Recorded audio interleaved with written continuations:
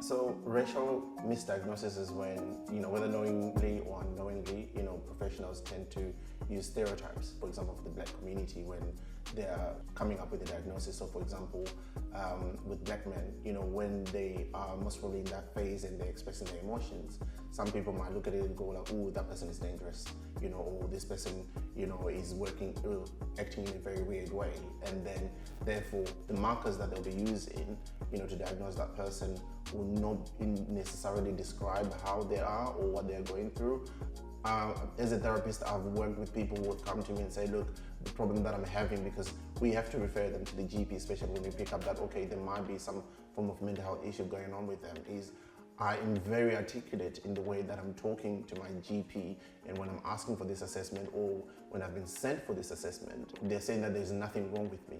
It's also, again, important to note that on the part of the professionals, bearing in mind that somebody's coming to you and they're in a crisis, they might also misrepresent themselves. They might not be able to, there's what we call emotional intelligence. When we're talking about emotional intelligence, is how well do you know yourself? How well can you identify these feelings and emotions that you're going through?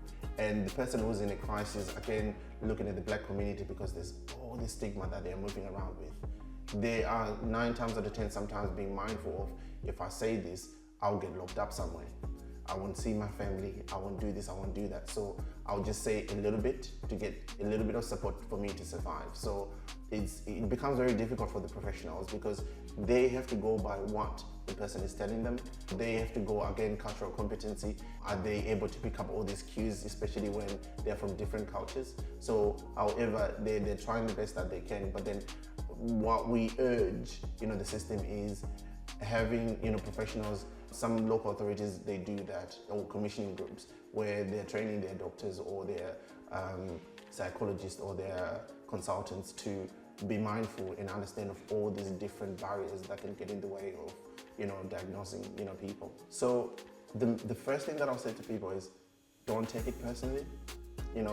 Be there for them. It's not about you, because what tends to happen with a lot of people is, it's the stigma that comes with it. It's like, if people know that you're going through this, they're going to think that you're crazy. They're going to think that there's something wrong with this family. It's not about you. It's not about the family. It's about the person who's going through what they're going through.